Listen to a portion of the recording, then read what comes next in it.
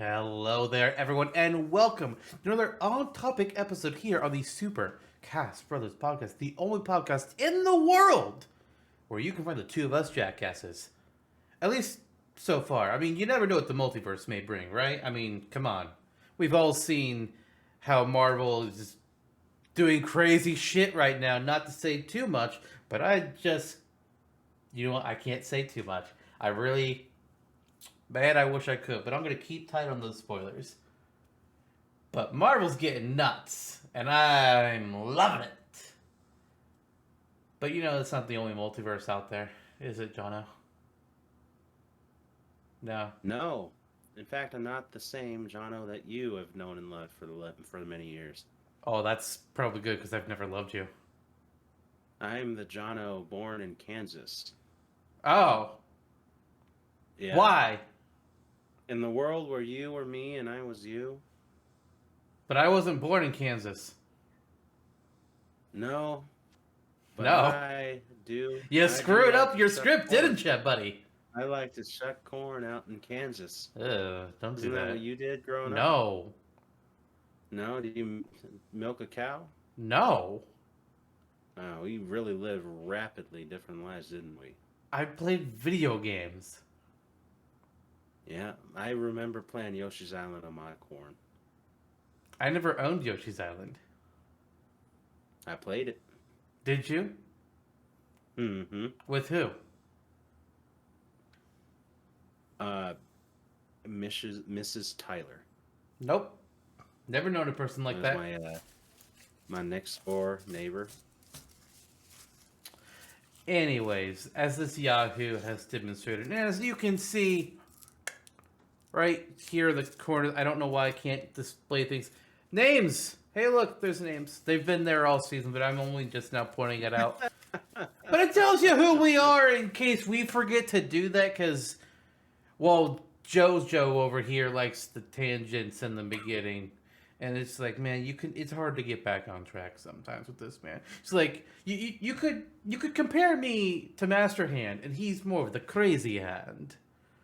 And it's just accurate as fuck because I keep shit organized, and then he's just like, "What are we doing? I don't know. I'm gonna be Apple Man today." It's like, dear God, please don't be Apple Man ever fucking again. I forgot all about that. You want to go get it? No, I don't want you to go get it. Merry Christmas. Fuck off. Merry fucking Christmas. Sure, whatever. Tis the season. That's why I'm in my gnome pajamas. Is that what's on there? Okay, we don't need your leg to go that high into the air. Holy noly. I said crazy hand, not crazy leg. That's a different thing entirely. Wow. It's still a PG-13 show. We barely avoided the worst, so. Well, I mean, I'm pretty sure PG-13 doesn't allow as many swears that I give out. So, I don't know about that.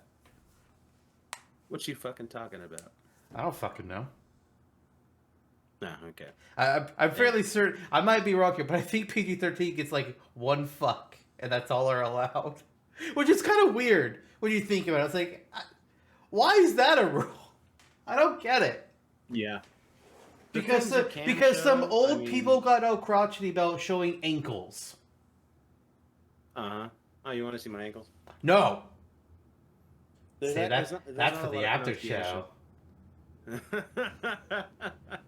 Okay. I have Sonic the Hedgehog socks on. Oh, okay.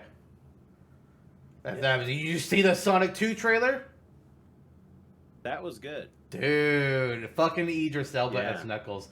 Like, I think overall prefer like the actual voice actors from the games, but Idris Elba as Knuckles. Yeah. That's good shit. Yeah. That's real good shit. And they got the voice actor for Tails. Which honestly confuses me. It's like, why do we have the voice actor for Tails, but not the voice actor for Sonic and Knuckles? I understand for Sonic, so it's like, okay, they already did Ben for the first movie. It'd be kind of weird to change him now. But then why not have Knuckles as the original voice actor? Maybe they didn't want to, or maybe they were asking for too much money. I have no idea. Yeah. But it is weird to me. It's that something's I don't know. Maybe Idris Elba just called him on the phone one day. It's like, guys, I'm a big ass Sonic fan. Can I please be Knuckles? And if that's the case, fair fucking enough.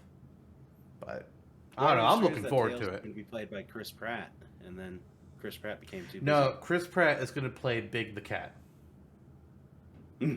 See, that would actually be fitting. Froggy? There you go.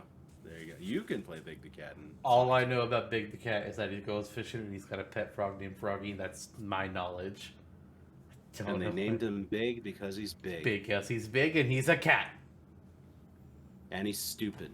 That's about it. Very stupid. And he can play as him in Sonic Heroes. I'm assuming that when we get to Sonic 3, because we're going to get a Sonic 3. I think that's when they're going to expand. Like, we're going to get Amy. We're probably going to get Metal Sonic. I don't know if they'll do Shadow yet, but we're definitely getting Amy and Metal Sonic. Mm-hmm. Maybe we'll see that. Maybe we'll Sonic get Cream and the Chows. Yeah. Who knows? Maybe we'll get the Chow Garden in the new Sonic game. Just kidding. I don't know what the Chow Garden is. It is a beautiful time in all of I have played 2 Sonic games, and neither of them were considered very good. I played Sonic the Werehog, and I played Sonic Chronicles Dark Brotherhood. That's it. That's all I played. And all the Sonic fans go, dude, what? Go play X Games. Like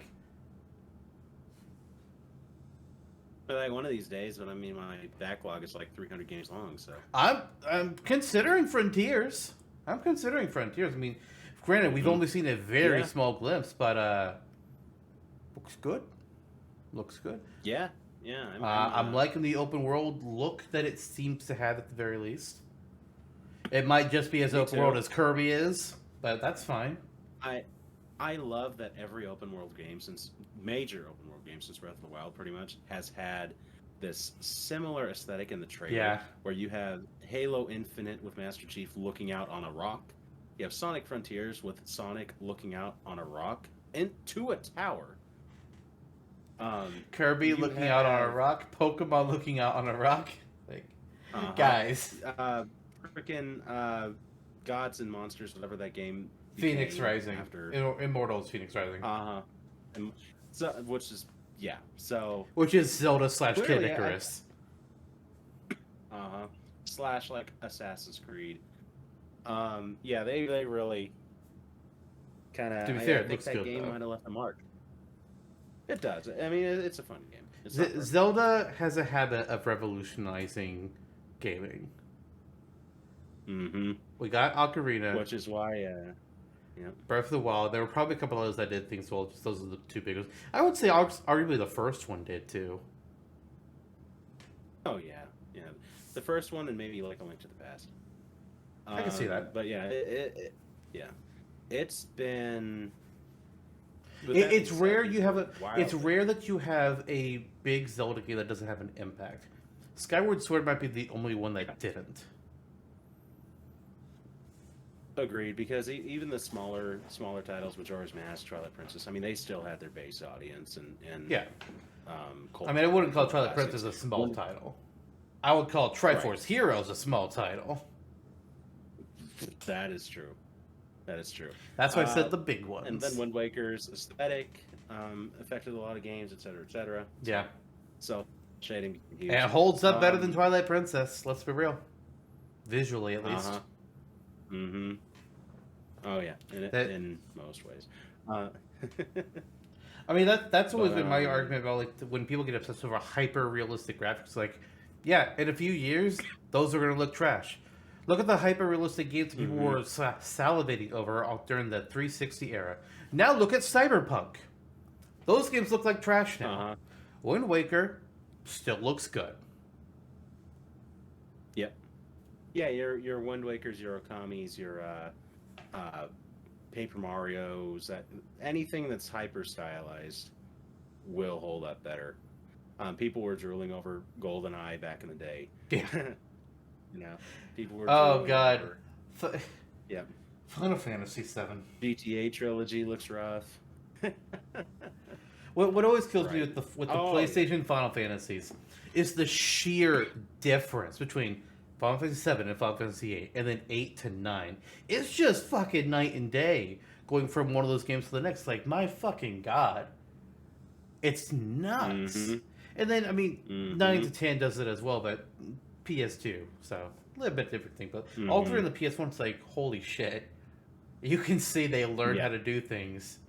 My god. Yeah, love it though. Final Fantasy VII, they look like fucking Lego figures. They do. They do. They do. It's still fun. love it though. Great game. Yeah, absolutely. I'm hoping to LP it sometime in the next year. Very good.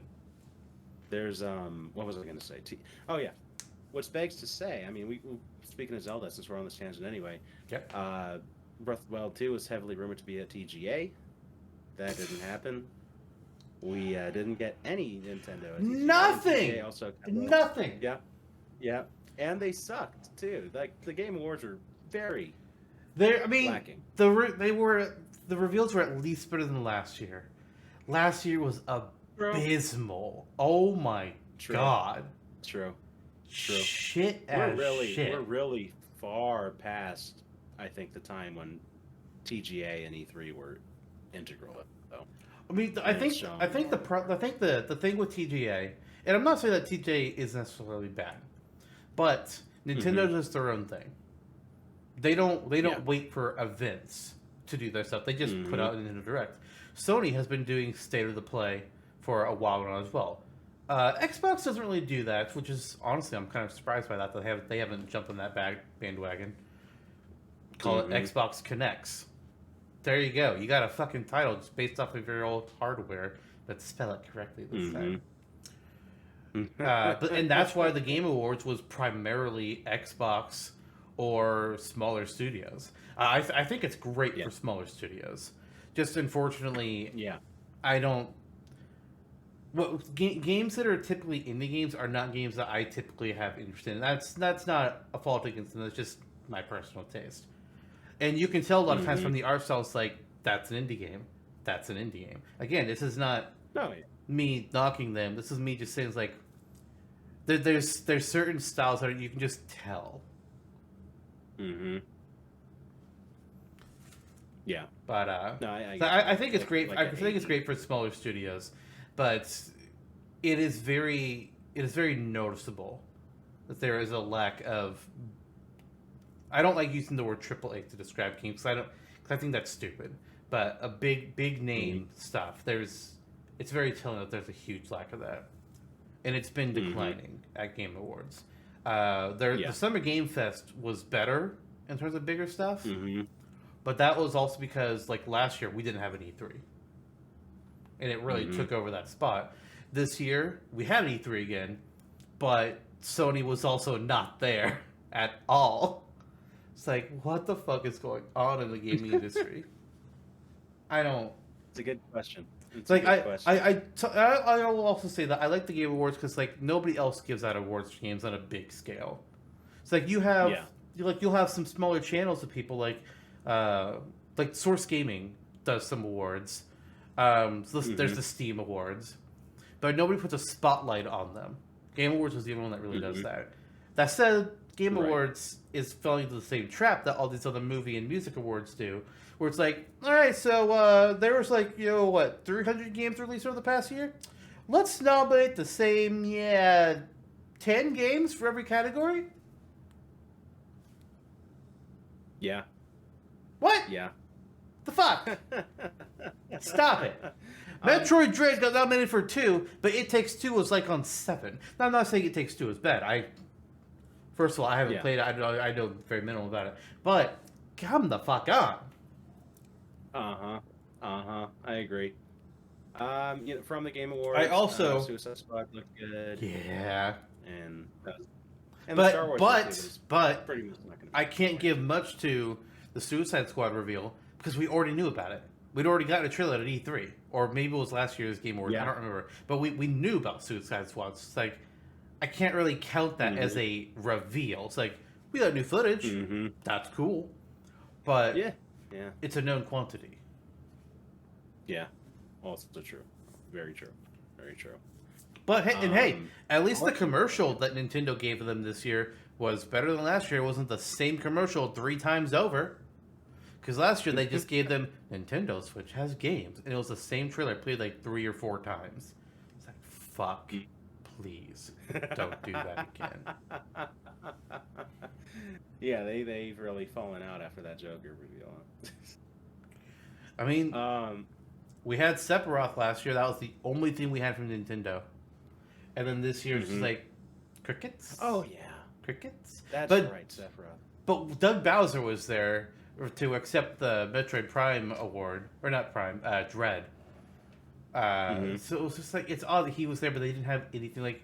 You couldn't have at least slapped together a trailer for something? Anything? Advance Wars Reboot Camp? That got delayed? You couldn't have at least shown us that? This is a quiet era for Nintendo. You would think that if Reggie were there, there would be something, right? Well, I mean, I don't know, because he was there 2 years ago when they had nothing. True. The year in between Joker and Sephiroth, they didn't have anything. I don't think they had anything big there either. And he was still with Nintendo at the time. He didn't retire until, 2020, I think? Yeah. And that man doesn't know how to really retire, does he? I mean... he has a new company now, a startup. Does he? I don't know this. I don't know anything about this. I don't know much about it. I think he's investing in other tech companies. Like, it's a capital startup. Oh. And he's also writing a book that's out in April. Probably about his experience with the game industry, I'm going to guess. Yep. That, and if we can get a little bit of a glimpse into his life as a pizza man. And I'm going to say his pizza. Give us Mother 3. Half of the book is just him dealing with his trauma. He should, if he didn't want trauma, he shouldn't have fucking teased it so much. He knows what he did. It may not have all been intentional tease, but the Give Us Mother 3 portion, come on.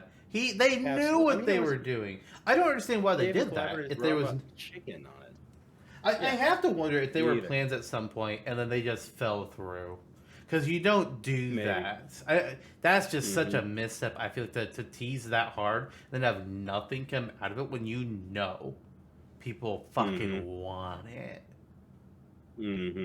Yeah, it's a dick move. I mean, I don't think... I'm not saying it's a dick move, but it's a weird move. It really feels to me like they had plans, but something happened. Wouldn't surprise me. There's some sort of rights issues going on with that series. I think possibly. Yeah. I mean, all that maybe, to say, who knows? Yeah. Who knows? Who knows? What was I gonna say? All that to say, you're in a new space now. I am. As we mentioned over the last couple of episodes, we had to record a couple of them in bulk. I have moved. I'm in a new house. It's a real house now, which is really nice. It's about 20 minutes away from the old place. I've got this whole room. I haven't got this place obviously decorated yet. Otherwise, I would have like some cool shit on the walls and around me. I need to figure out some of what I want to do, but one room in particular isn't ready yet, and I want to wait until that room is ready before I actually start moving all of my shit around.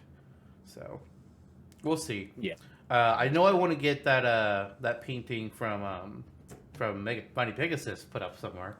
I just don't know where exactly it'll go. And, you know, once everything is up, I may move some stuff around every month or so. Probably not every month, so that's craziness. But every couple months. Just so, like, things can be a little bit fresh for, like, video backgrounds. Because I think that'd be a fun thing to do. It's like, hey, I know we're going to be talking about Yoshi's Island, so maybe I'll put up the Yoshi's Island painting or something. I don't know. Yeah. Oh, you got a Yoshi's Island painting, but you never owned Yoshi's Island. Well, not as a kid, I didn't. I owned Yoshi's Island on the 3DS. Oh, there you go. Yeah. There you and go. then technically, Nintendo Switch Online, I had it there. Also true. Technically. Also true. Even though it's not technically mine. But hey. Which, hey, Paper Mario just released on Nintendo Switch Online, so fuck yeah to that. We know Banjo-Kazooie's coming soon. It's like, oh my god, fun. Smash 64 is rumored, which we gotta do something with that, right? Oh, we'll get it. Yeah. We gotta do something. I'm excited for it. But too. yeah, I mean, for all the yeah, new place. nice. It's been a little bit hectic with things and getting ready, trying to deal with a few things. There's a lot you can tell like looking around here. Like there's a lot of places on here where you can tell like okay, they were trying to do new projects, like but they abandoned them halfway through for whatever reason. Like the backsplash pad of the sink is half done. There are little pieces of siding on the floors or on the rails up on the ceiling, which is like, that siding's not there. That's weird. There is door frame in one of the rooms that is missing. It's like, what were you guys doing? Why did you abandon these projects? I don't know. But I got 30 years to figure out what to do with it. There you go. There you go. Well, sweet. So it's always good to own your own place, I think. Yeah. If you can muster it versus renting. Yeah, and now I don't have to deal with my bed as the background anymore. Because I hated having my bed in the background. Yeah. Yeah, I gotcha. Yeah, this is a totally new room. It's a totally new space. 20 minutes away from the old place, so you can visit it whenever you want and reminisce. And the thing that's jarring, I mean, the mortgage is just about as much as payment-wise as rent. So it's a few hundred more, but not too bad. It's definitely like comparison space-wise, much better deal. Holy shit! Hell yeah. Yeah, and I mean, not to disparage people that can't afford to buy a house or whatever. We were lucky, but that's pretty cool. That's pretty cool. Glad that you can do it. I did it this year. This has been like a milestone year for us and our pals to move into a house for some reason. Like 4 of us at least. Yeah, I think so. Because Jake and Eric did too. Yeah. So it's been a good, against all odds, a good year. I mean, if we're talking just like Super Cash Brothers, like extended edition people, Suji moved in the last year as well. Oh, nice. Sweet, good for her. Yeah. Hopefully, she'll be moving back onto this podcast soon enough too. You never know. Maybe she seemed interested. Exactly. Sweet, good. Yeah, she was a fun guest. Yeah, and I guess to cap things off from my end anyway, I remember last time on topic I said I was about to go into wisdom tooth surgery. Much to your chagrin, that was a complete success. I have them all out. I bled for 6 hours like a stuffed pig that first day, and then after that, I mean, after the first couple weeks, it was fine. And now I'm talking and walking and moving, and I'm back in action for this amazing podcast experience. Just in time to enjoy your traditional holiday lumpia, I'm sure. Yeah, there's been a lot of lumpia moving in and out of this house lately. Yeah, I bet. It's your favorite holiday food, isn't it? It's up there. Is it? It's up there. Yeah. Interesting. It's up there. Okay. Yeah. If you say so. What's your favorite holiday food? Tacos. Oh, yeah. Very nice. Fuck turkey. You buy them fuck from, ham. Taco Del Mar? No, it's homemade, bitch. Nice. Nice. What, do you get your lumpia from McDonald's? Sometimes. Can you fucking imagine? Because I can't. I wonder if McDonald's Philippines has. I don't think they do. I think they have rice, and that's kind of it. Well, it's something. Speaking of something. Big Mac lumpia. Speaking of something. Smash Bros. Ultimate is officially done. Oh, we have our last DLC fighter. We've had our last patch.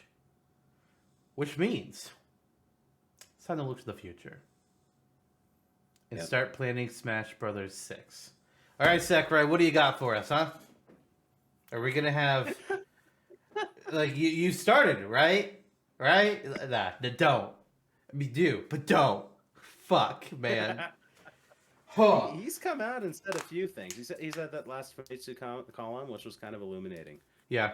Where he did say, or he did infer. I mean, we're saying all this time as Smash fans, thank you Sakurai, this and that, and there's always that thought in the back of my head when the community says that. Well, there's a lot of people working on the game, like Namco Bandai and Monolith Soft and his inner team.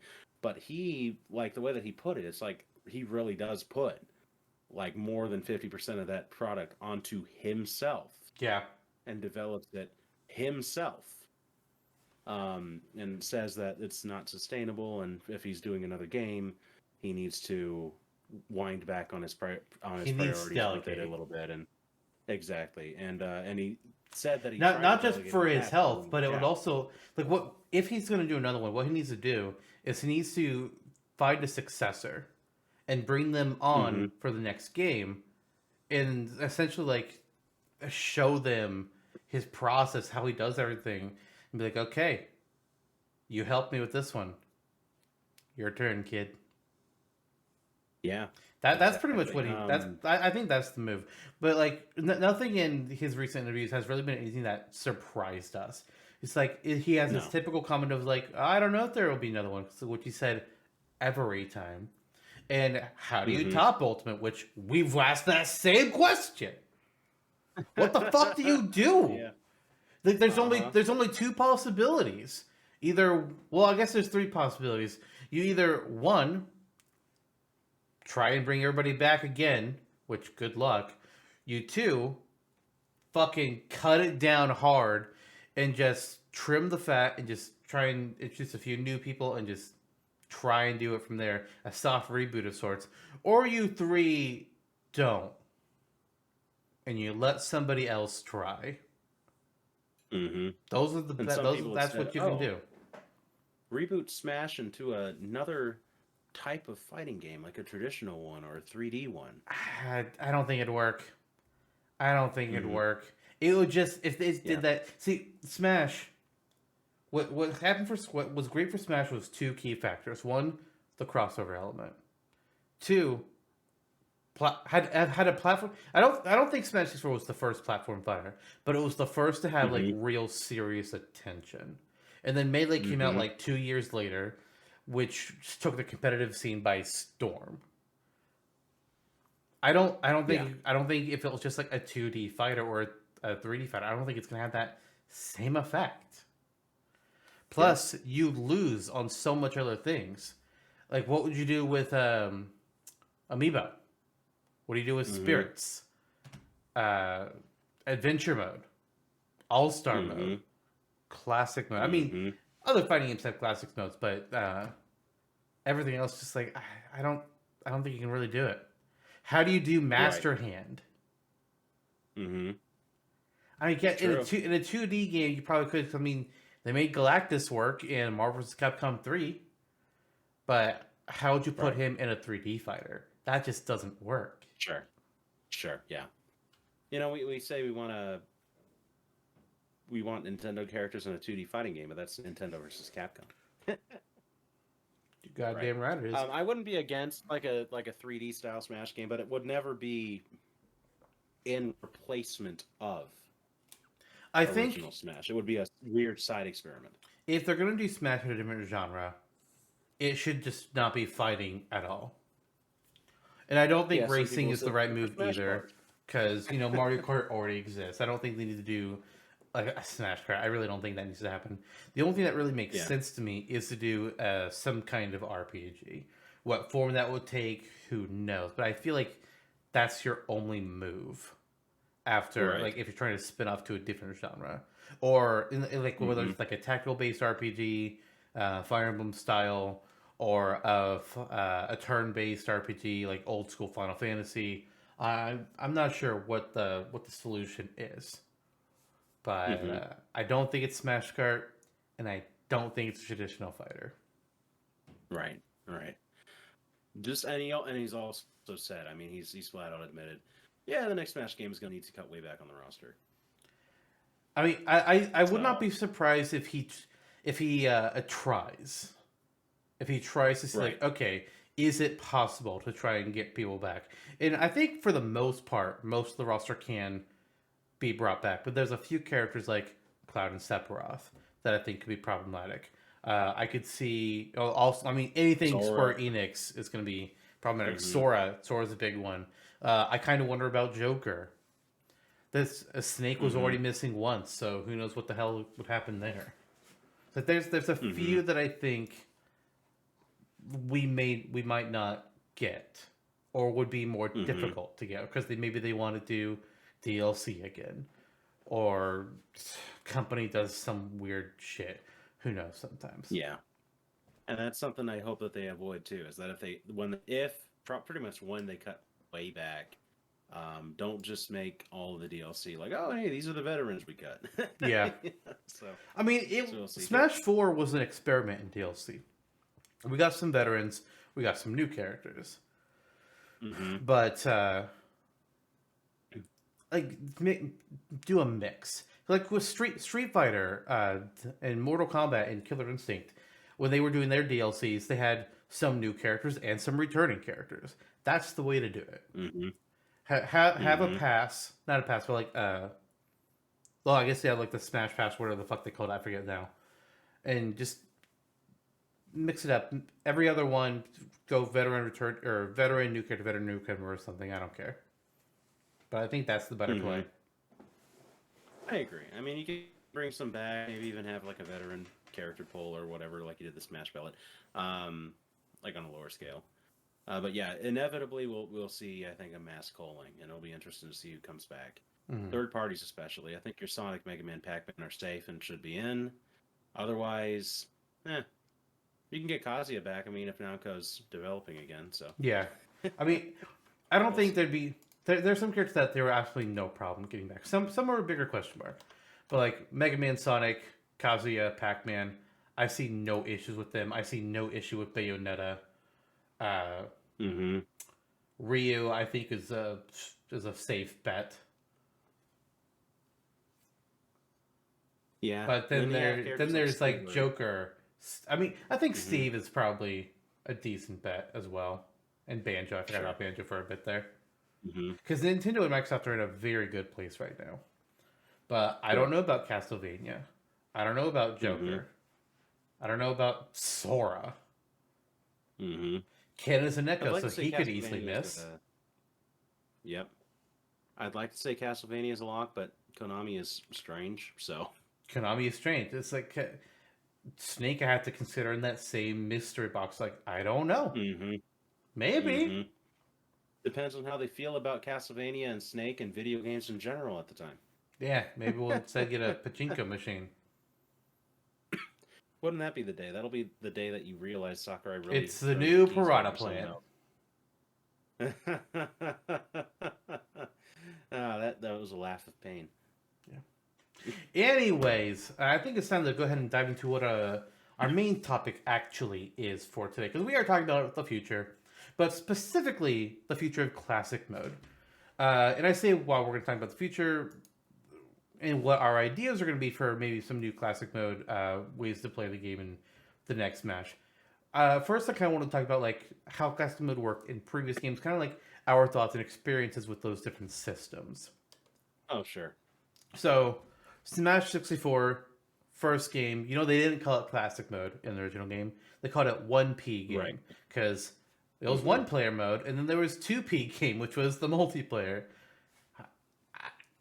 It worked, I guess. I don't know.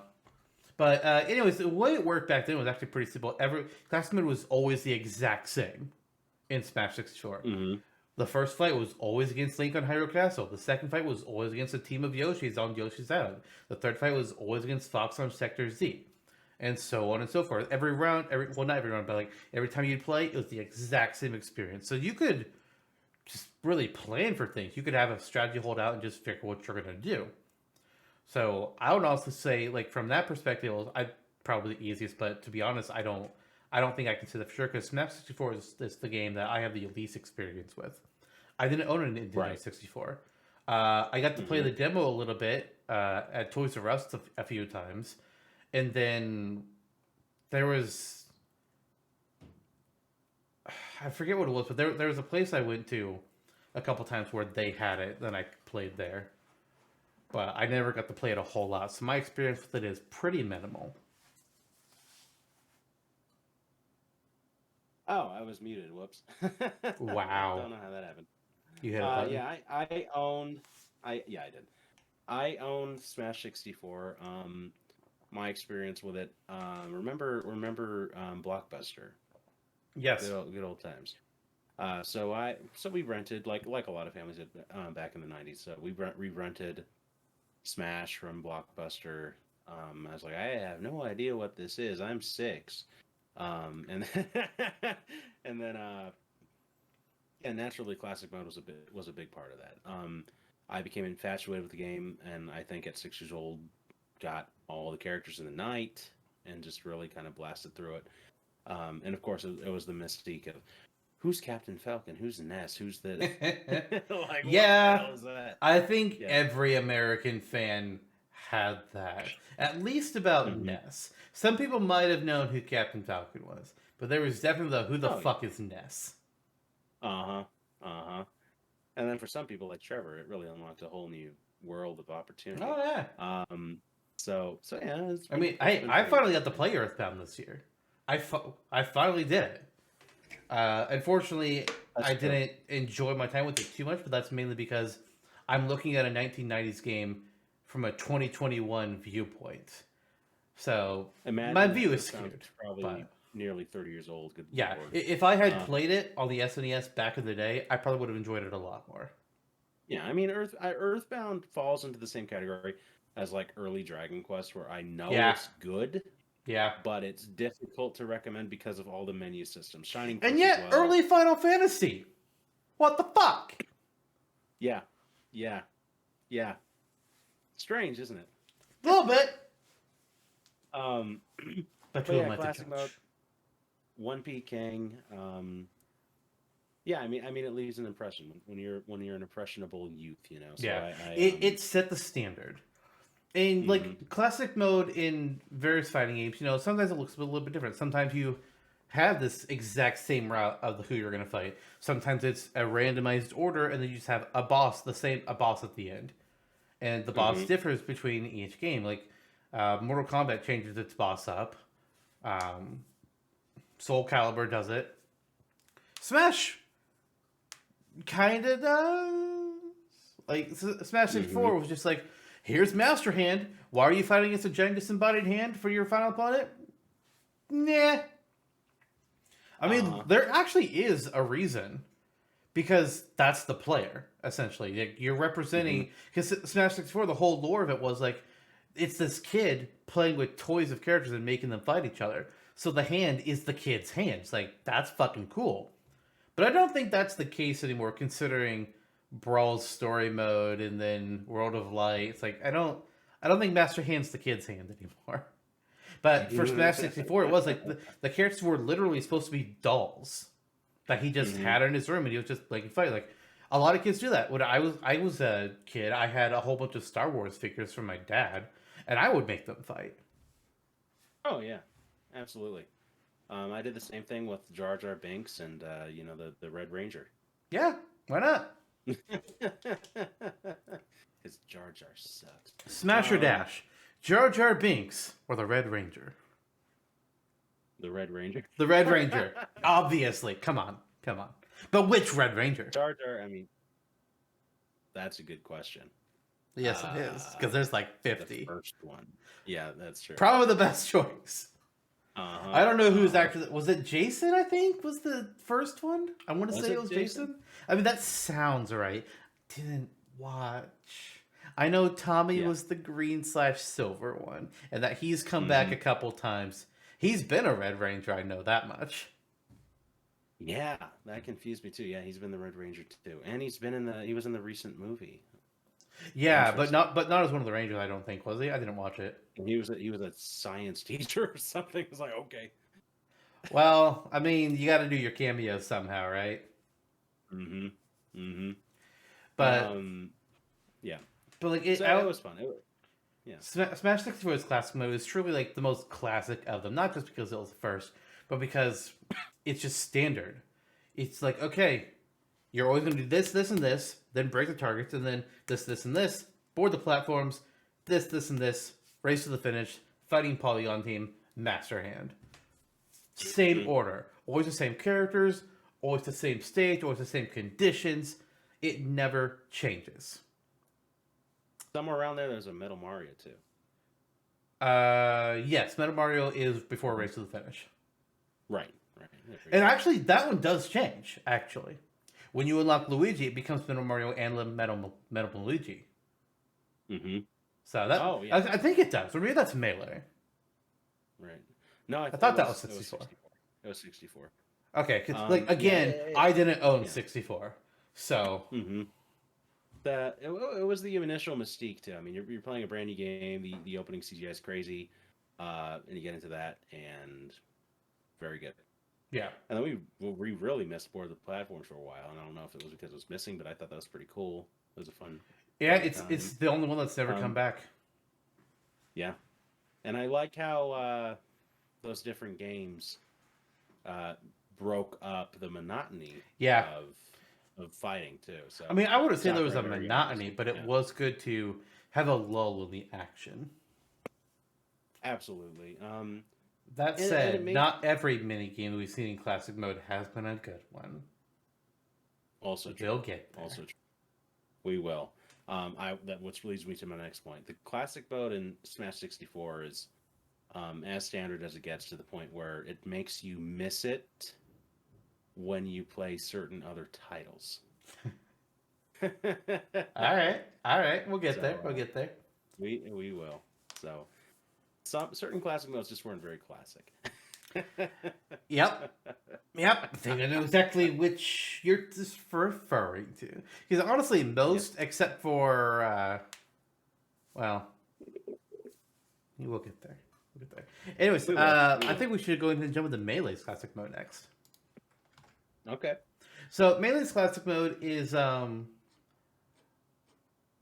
would say it's a pretty strong one. Instead of having every round be the exact same, instead, every round has the same conditions each time you go through it. So round 1 will always be a regular 1v1. Round 2 will always be a 2v2. Round 3 will always be a target test. And round 4 is another 1v1.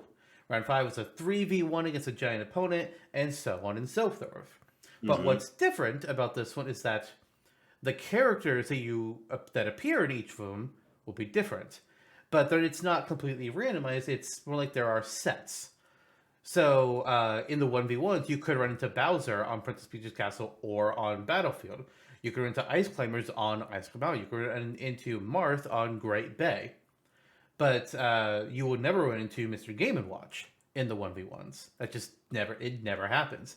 In the 2v2s, you could run into Fox and Falco on Corneria, Ness and Mewtwo on Forside, Kirby and the Ice Climbers on Icicle Mountain. But you will never run into Ganondorf and Mewtwo combined. It just never happens. For the giant battles, it will always be either Giant Donkey Kong, Mario, Dr. Mario, Luigi, Bowser, Captain Falcon, Jigglypuff, Link, Yoshi, or Young Link. It will never be any other character in a giant form. I'm not sure if the teammates you have in them are set in the same way, or they can be completely random.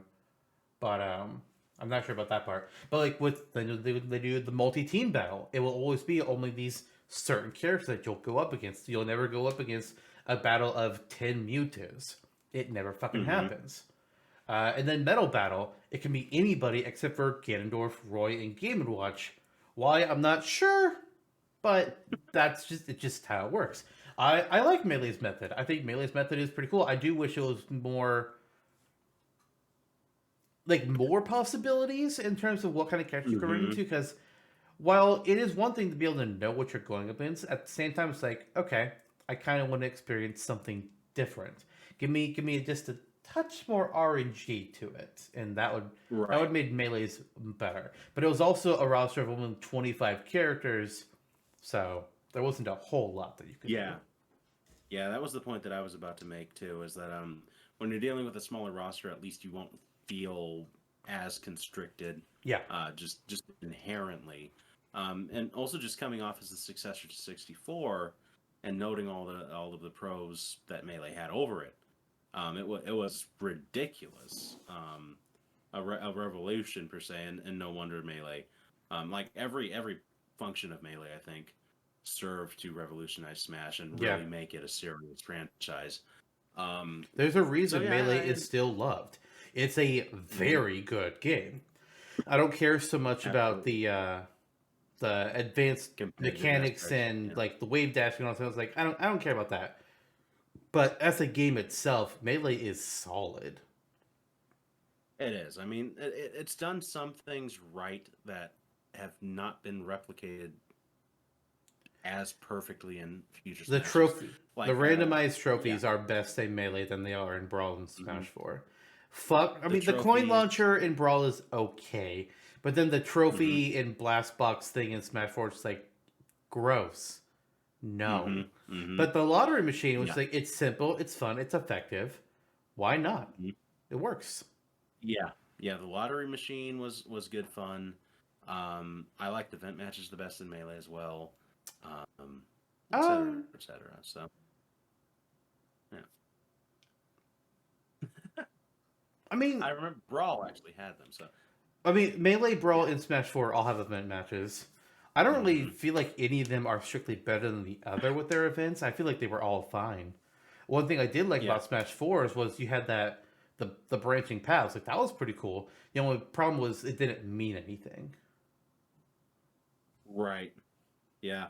I mean, ultimately, you'd be finishing them all anyway. Yeah, and one thing I didn't like about Melees is that you have to do different things to unlock groups of them. It's like, why not just let me go through them and make me do like 1, 2, 3 in that order instead of going like, oh, you've Oh unlocked block yeah, 1 through 10, and now you've unlocked block 11 through 15. Oh, you haven't I gotten this remember thing that yet, so now. you can't do number 40, whatever. Hmm. I remember that now. Yeah, that's arbitrary. Yeah, Um, yeah. Looking back at the older games too, I mean, it's nostalgic glasses. So now that you mentioned that, I take that back. But lottery was still good. yeah, yeah. Classic mode. I mean, it's not the. I It's wouldn't say also it's very the classic. best. Yeah, exactly. But it's nostalgic in the sense that you like to return to it, It especially when you're works given very again well. some. Yeah, yeah, exactly. So I appreciate that later on they tried to veer from the formula. It's just that sometimes it worked and sometimes it didn't. Yeah, And in the times that it didn't, it made you really want for Melee yeah, or really want for 64 or Brawl. yeah. So, yeah. But it was good for what it was. And I enjoyed the new, like, the giant fights and the different takes on the metal fights. I never even realized that you never fought Metal Ganondorf or Roy or Ganon. That's so Yeah, random. it also had difficulty settings, unlike the original, which could change how much health Master Hand had, the knockback or that other characters could receive versus what you would be, which versus what you would receive, the amount of lives that you could have. I think Melee was the only one you can change both the amount of lives that you start out with and the difficulty setting. They were two separate toggles. Future Smash games Hmm. roll it all in one, or they eliminate the life thing in general, and you just got one. Hmm. Hmm. Oh, yeah, yeah, yeah, yeah, yeah, So yeah. I think there were some characters in Melee that like you had to clear classic mode with like only doing one life. It can't Hmm. even be like, oh, if you lost one, it's fine. It's like no, you had to start out with just the one. I don't. I could be wrong, but I Yeah, feel some of like those there's an actually this says so right on here. Uh, so clearing against Mario without any continues lets you get Doctor Mario. Um, Clearing on hard or very hard without using any continues gets you a trophy of Master Hand. So there's hmm that. Actually, I guess there isn't anything about one life. It's not that I've seen. Maybe it was a trophy that you have to do with one life. Well, no, I Right. feel like it should be I here too. I remember don't know. some of the unlock methods for the characters were pretty brutal, though, if I recall. I don't remember the Falco. specifics, but like, Falco was was a that like hundred a man brutal? melee.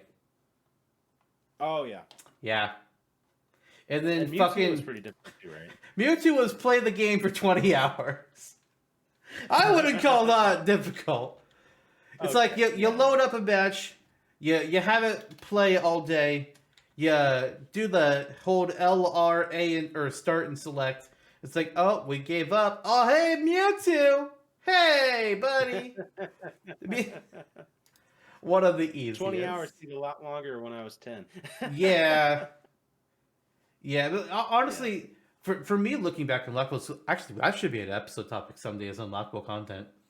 But like, I think Hmm. just briefly making note here, I think Falco. Honestly, Falco is the only one I feel like looking at all these that was actually hard because you had to do 100. Right. It was either 100 man melee or 300 versus match. Which, granted, 300 versus matches isn't difficult. You can easily do that. Mm-hmm. Some of them, they have some requirements on them, like Roy is unlock Marth, then complete Classic Adventure or All Star as Marth, and then Game & Watch is complete Classic Adventure, All Star, or break the targets with everyone. And you can do any one of those one modes just with all other characters. And okay, yeah, that takes a lot of time, but that's not hard. Falco is 100 man melee. It's like, fuck off. I did it as Donkey Kong, like most other people probably did. But fuck. That sounds like World of Light to me. Now, World of Light to me was Bowser. That also works, yeah. I love me some heavies. They're fun. But do you have anything else to say about Melee? It's a good game. True. Good classic mode. True that. Introduce Marth and Roy to the world, and we're never getting a Melee HD. It's not also happening. True. Oh, I will add about Melee. This is not classic mode at all. Okay. It was weird to see characters in the opening cinematic that weren't in the game. Yeah, Ridley, Samurai Goro, Wolf. I think it was just them. The Runaway Five from Earthbound. Okay, but they are in the game. That's true. Jeff. Was Jeff in the trailer? It was. I believe so. Huh, I don't remember that. I just remember Ridley, Wolf, and Samurai Goro. Yeah, I mean, that Ridley tease, that was enough to make people... That Ridley tease in every fucking game. He's a background element in 64. He's in the opening cinematic in Melee, and I think he's also a background element. Brawl, he's a boss twice. Smash 4, he's a boss again. Ultimate, it's like, finally. Jesus Christ. Although I don't like his head. The part of his head that kind of extends backwards, it bothers me. I'm reminded of roaches. I don't like it. Yeah. Well, like a roach, Ridley always comes back. He's hard to kill. It's true. He's very hard to kill. I mean, that's not true. He's easy to kill. It's just hard to make him stay dead. Right. Kind of like Deadpool. We see him one more time. Ridley is the Deadpool of the Nintendo Cinematic Universe. God. Imagine an R-rated movie in that style starring Ridley. It's like, yeah, one time I ate Samus's mom and dad alive. Imagine a Metroid movie. Yes. Now imagine it live action.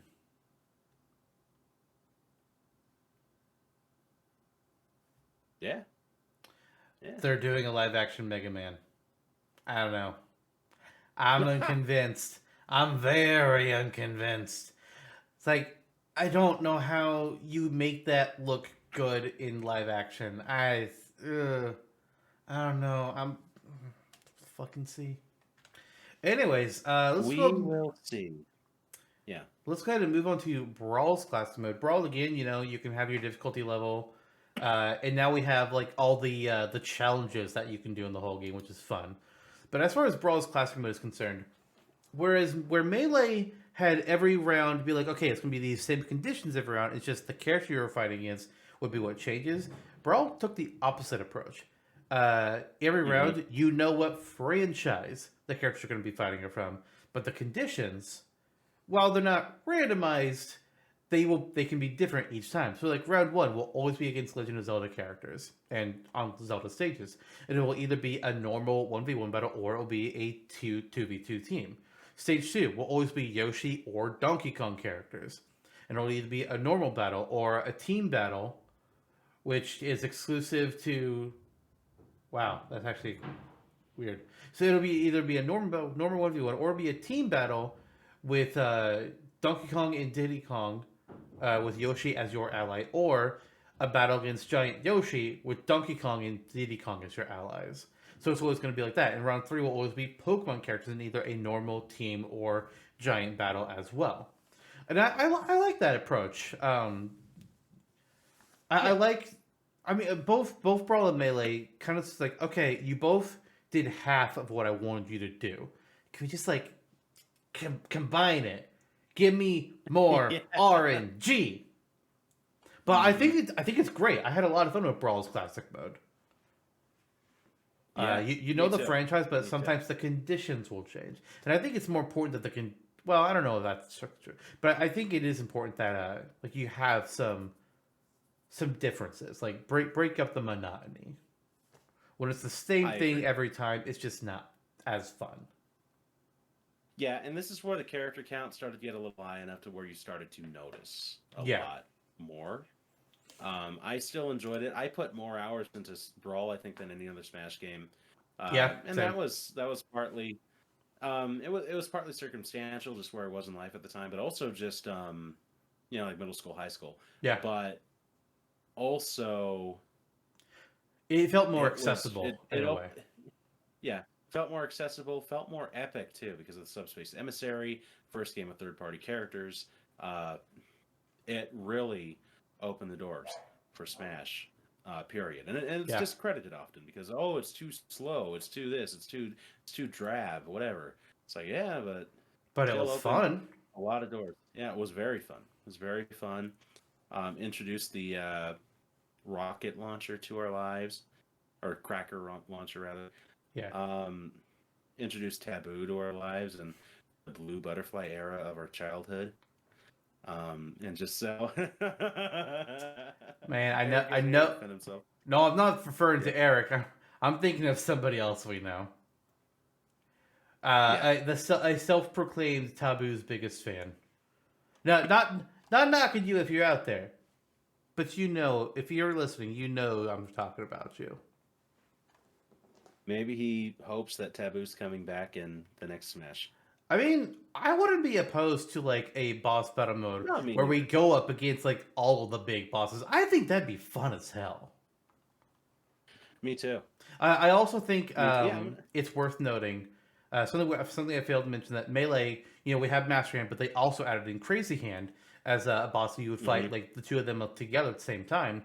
But I think you either have to be like on a high enough difficulty level or have gotten there at a certain amount of speed. I don't remember the exact rules, Yeah. but there's some mechanic to it.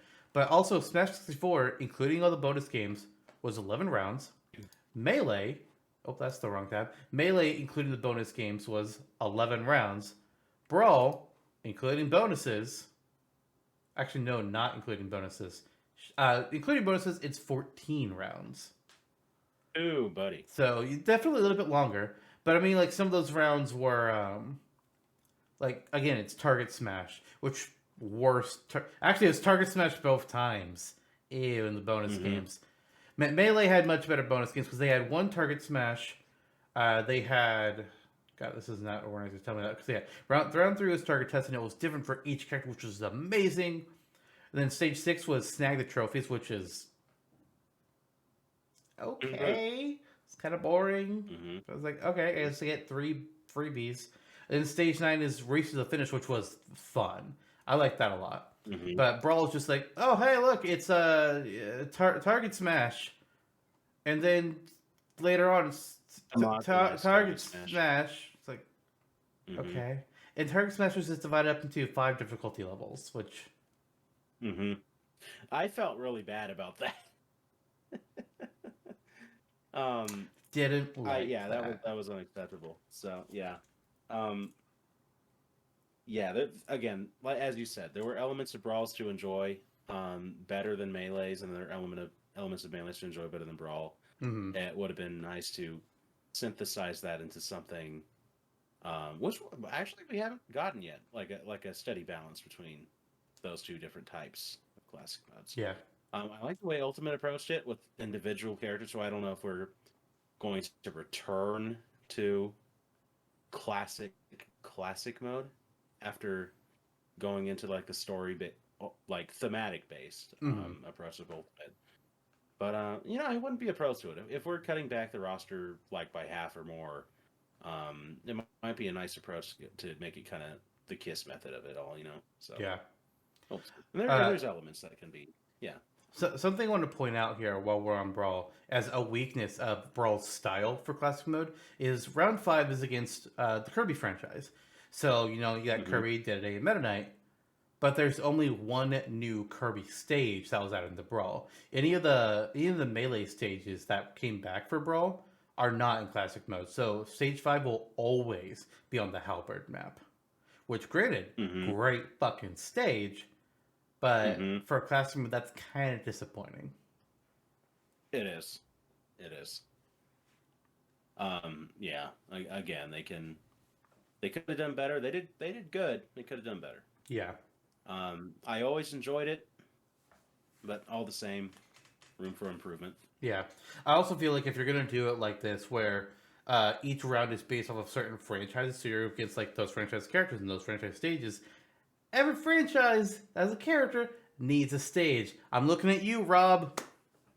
Rob, who, when you fight him in class mode, will either be on the Mario Brothers stage or Fountain of Dreams, not Fountain of Dreams, Io Delfino, if Mario Brothers isn't unlocked yet. So it's like, what? Come on. Isle Delfino is just so random.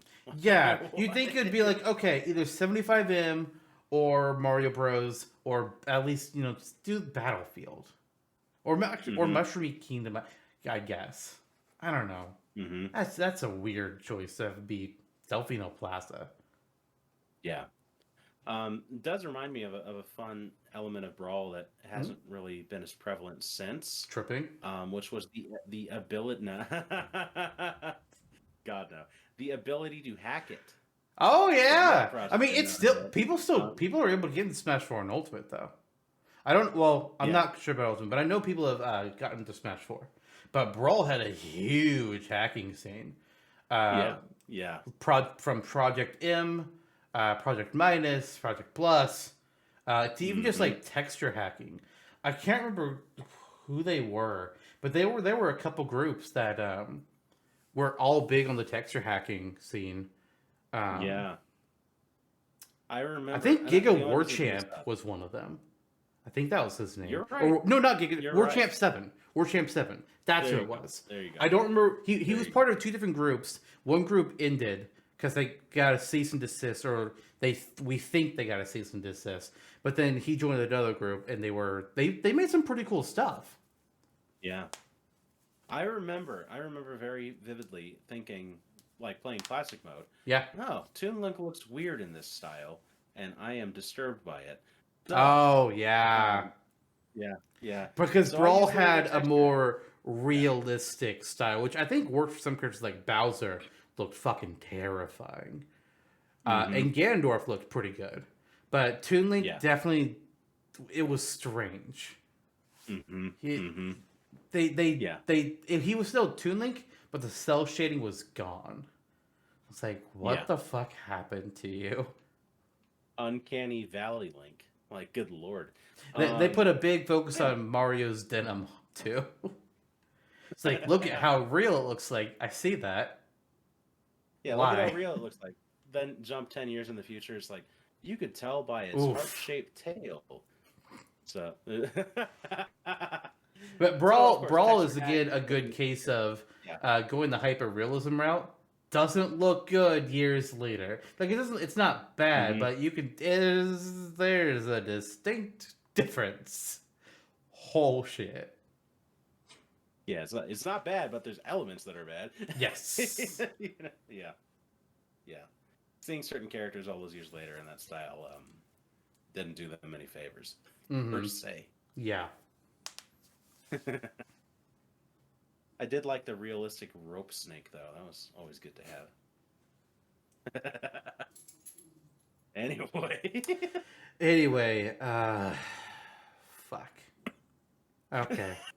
The next one. So Smash 4 is two Smash games. There's Smash for Wii U and Smash for 3DS, and both of them have very different classic modes, which on one hand is pretty cool. I like that they did that. That's awesome.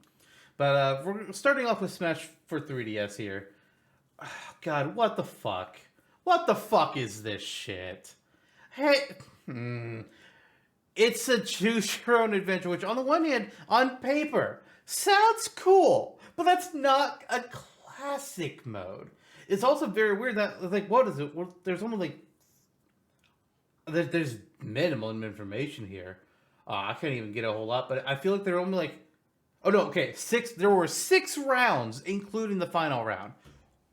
That's a big drop. And it would be like, okay, here you go. You got to choose 3 paths, and here's an emblem. Kind of tells you what the franchise is, but we won't tell you more than that. It's like, oh, okay, sure. Mm-hmm. It's like, okay, so and I think the conditions might have been randomized. I don't know to what degree, but you can get your 1-on-1, you can get your 2-on-2, metal, giant, free for all battles. You can get any of those, and then there will always be a fighting me team battle before the boss. But that means it's like there's 4 rounds of you choosing something, and there's fighting me's, and then it's Master Core. Because this time around, they decided, we don't need Master Hand and Crazy Hand. We'll let you fight on them for like 10 seconds. But then they're going to unravel, and you get to fight Shadow Bugs, essentially. Like, okay. Sure. What the fuck I hated Master Core. Master Core is... It's annoying. Master Core is like... Classic mode as a whole is better than the Wii U version of Smash 4. But Master Core is worse. Master Fortress? Really? Why? Talk about a time sink. Yeah. Arcade style mode. And you Like, can only get it if you were able to get there on 9.0 difficulty. Like, what? Fuck off. Yeah. That was very, very unenjoyable. Mm-hmm. That might be. I mean, looking back in retrospect now, that might be the worst classic mode has ever been. 3DS's specifically, yeah. Yeah. But like, and that's like the worst ending to it. The best thing about Smash 4's classic modes is it took the Fiend's Cauldron from Kid Icarus Step Rising. It's like, okay, instead of having 5 difficulty modes, you can now go anywhere between 0.0 to 9.0, and you do it in increments of .1s.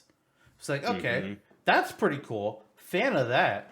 But overall, the classic mode is just like, no, this sucks. This isn't fun. Yeah. The Kid Icarus aesthetic was cool, as you said. Yeah. Extending to the menus, because that was very Uprising-esque too. So all that was really neat. The aesthetic was interesting and fun. Then you get into it. The branching paths were short and boring. Yeah. And there's always an easy, medium, and hard path too. So you can tell like which path was going to be like easy. It's like, what? Yeah, I mean, I like the idea, and I think maybe in the future it can be done outside of classic mode in a separate mode better. But the execution was poor, and it really felt like, while having a 3DS version of Smash was novel, it was to the detriment of the Wii U version. Yeah. Which was always going to be the superior game, the game that everyone focused on, even though the Wii U was a lesser system than 3DS. So it was a weird era overall. And then the Wii U version, it was like Wii U version was a little bit better. Trophy, yeah. They would show you here's a board of like, okay, here's a little background of the stage on the board. Like you have okay. Let me back up. You were on a playing field. You have the trophy of whoever you're playing as, and you can move them around. And there will be groups on the table of. There'll be like a picture of a stage background, so you know where the stage would be, and then fighter trophies on this place was like, okay, that's who will be in the match. It's not strictly your opponents, because it could be a 1v1, or it could be a 2v2, or it could be an 8-player battle royale. Which was like, okay, that's kind of interesting. It's a lot better than 3DS's. It's still not classic mode, but it's at least more interesting, I felt like. It's a much better way to give us that kind of choice. Then the cool thing was that, like, whatever characters that you KO, not just defeat, but you have to actually be the one that KOs them in larger group battles, they kind of, like, join your party, more or less, and then on future matches where you're going to be, like, a team match, you can choose which one of those characters you want to have as your teammate. That's fucking awesome. Love that. That was really cool. And this one, I'm trying to find out how many rounds it was. 7. There were 7 rounds, including final boss. Because like, there'd be the first 3 rounds fight against regular characters. A random one is designated as your rival, and that rival is stronger, and they drop greater prizes if you can beat them. And then after that, the 4th and 5th rounds are against characters equipped with custom special moves, which is really cool because Smash 4 added in the custom moves, so that was fun. Mm-hmm. The fifth one, one or more opponents might suddenly be replaced by an intruder, which is marked by a different glowing color, and they'll either be in a team battle. They're always permanent in giant or metal state as well, which is kind of nuts. And then the sixth round is against 20 fighting Mii's, and then seventh round is Master Core. Mm-hmm. I liked this mode. I thought it was fun. It was like a board game almost, or a card style kind of. Yeah, like seeing the opponents dwindle down each match was fun too. This is a mode that I wouldn't be against in the form it was presently in, if we had an actual classic mode on top. Yeah. It was like, okay, that's cool. It's better than Smash 4. Get rid of that. Yeah, in Smash 4 didn't really have an adventure mode. Like we had Smash Run in the 3DS mode, which was pretty fun. It was kind of like it was absolutely inspired by Kirby's Air Ride City Trial, but in a Smash environment. But then Smash for Wii U had Smash Tour, which was okay, but you can't. I only played it for the achievements that needed it. That's it. Other than that, who really sunk time into that thing? I don't think anybody did. And we had Master Orders and Crazy Orders, which were, again, only played to either unlock the music that's only in that mode or achievements. Mm-hmm. But this mode, I think, could have been a more fun, kind of like a customized mode. I don't know what I would have called it, but we should have had a real classic mode, and then this could have been like our secondary mode. Agreed. I don't know. With how many characters were present on screen at the time, it sometimes could have just been, hey, this is a Smash Frenzy. You go in there and you do the thing, and you're like, okay, whatever. Yeah. Better name than that, but I would have changed some things up about it to make it a little bit more distinct. But I feel like they could have done something a little bit more than this and just had like a real classic mode. Yeah. See, the classic modes in Smash 4 and 3DS and Wii U, they both suffer from the same identity crisis. Yeah. Where it's like it's very clear he just wanted to do something different. Mm-hmm. And it didn't work. No, it didn't. There was a lot to enjoy about Smash 4. In my opinion, having a portable version and having no real classic mode, and Smash Tour, and Master War and Crazy War, and Pac-Land, and a few other things, and implying that Bayonetta got higher up the Smash ballot than she did, etc. It was the most flawed time, and yeah. The interesting thing about Smash 4 and Smash's history is that over time it will become, if it's not already, the most forgettable Smash game. Because 64 is, it's the original. Melee is the competitive darling. Brawl is the one that everybody loves to talk shit on. But it also had Subspace Emissary, which is fucking amazing. And that's a reason to still play Brawl. Smash Ultimate, it's the newest one. It has the biggest roster. It has fucking Sora. It has World of Light. What reason do you have to go back to Smash 4 after Ultimate? Yeah. There isn't a reason, really. Unless you just like the balancing for certain characters better. Like Bayonetta. Like, if you're a big Bayonetta fan, then obviously you're going to prefer Smash 4 because she's a fucking monster. But beyond that, what reason is there to play Smash 4 anymore? I don't see one. Woolly World. That's a good stage. Yeah, it is. Looking to Ultimate too, I mean, the styling of, like, the graphical styling of Ultimate, it's very similar. The aesthetic execution, the gameplay is so similar to Smash 4. It's very clear that they used the core designs for Smash 4 and then just improved on them. Yeah. Whereas, like, you can tell, like, from 64 to Melee, vastly different because, technology. Melee to Brawl, same. Brawl to Smash 4, same. But then Smash 4 to Ultimate, it's very similar. Very similar. Yeah. And with that being said, makes it even harder to go back to Smash 4 because Yeah. Ultimate is it's basically a better version of Smash 4. Like the Oh, I foundation mean, it is is. there and they built upon it. Yeah. And while Ultimate may have less overall modes than Smash 4, Smash 4's modes are very forgettable, and they're kind of just fat. It's like, again, Smash Tour, Master Orders and Crazy Orders. Who the fuck cares? When you mentioned Master Orders and Crazy Orders, I was like, oh yeah! Yeah! I forgot about that for years. Like it's a cool concept, but it does nothing for you. Like, you do it a few times for the achievements, and it's like, okay, I don't need to play this ever again. Smash Run was the one mode where I was like, I kind of wish this came back. Yeah.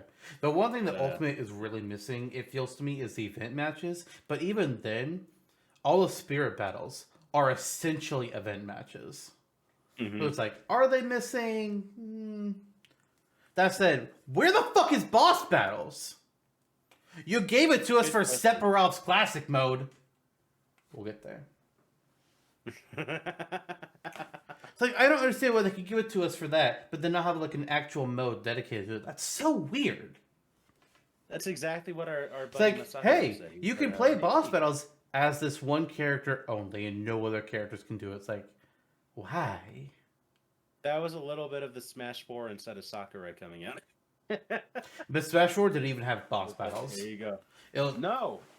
But to be fair, Smash 4's bosses were just Master Hand, Crazy Hand, and then the various incarnations of Master Core. Nightmare material. Not Nightmare from Soul Calibur. Just a Nightmare. Yeah. Not Nightmare from Kirby's Dream Land either. Oh, buddy. What if we got Nightmare from Kirby's Dream Land and Nightmare from Soul Calibur playable in Smash at the same time? That'd be weird. Wouldn't that be it? Yeah, it would. What if one was riding the other? It'd be like that meme. It's like, man, if I had a nickel for every character named Nightmare that's playable in Smash, I'd have 2 nickels. It's not a lot, but it's really weird that it happened twice. It is, but I do enjoy it. Well, you know what's more enjoyable? Super Mario Odyssey. Yes, but also Ultimate's classic mode. Oh yeah. Now Ultimate's classic mode is not perfect. It's got some problems. First of all, I feel like it's too short. I feel like that could have been longer because it's only 7 rounds, and one of them is a bonus, which is like compared to even Smash, the original Smash, which was 11 rounds. This feels small. And even without the bonuses for Smash, for the original Smash, that's still 8 rounds. With this one, is just 6. It's like, I don't know about that.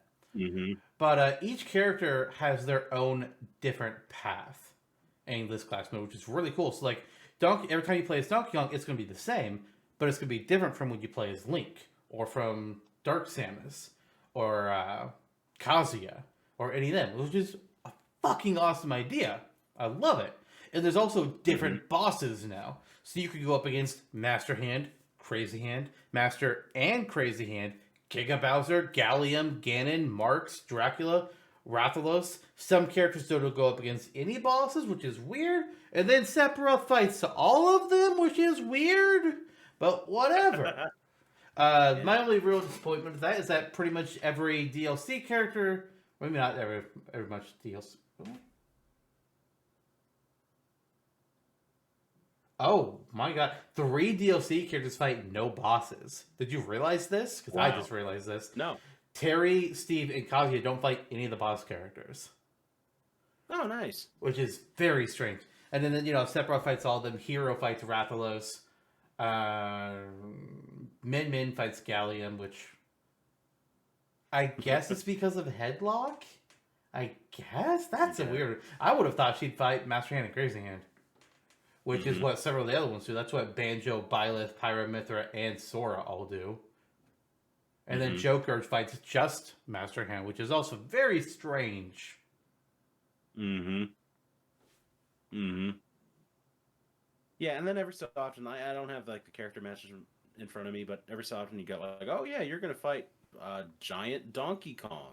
Yeah. Or metal whatever, and it's like, what? Well, Jigglypuff Okay. is Jigglypuff's the one that fights Giant Donkey Kong because like each of them has their own theme, and Jigglypuff's theme is original Smash 64 is what her classic mode is based off of. So Giant Donkey Kong is her boss. Yeah. Which, I mean, cute, but Yeah. what? I mean, I really love the idea of the because like each character's like it feels like they are their own personality, and they all have like reasons for why they are what they are. Like, I wish these had better descriptors here to really look at, but let's see if I can pick out a good one here.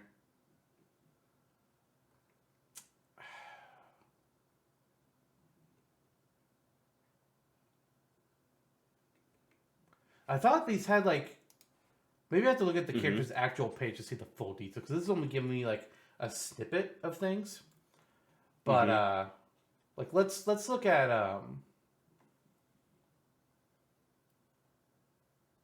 okay, so like Bowser, his in all the class modes have titles. So Bowser's title is the red one, every red one, and all of his opponents are either affiliated with the color red. Such as he fights Kin at one point, and his boss battle against Rathalos, not his no, the pin.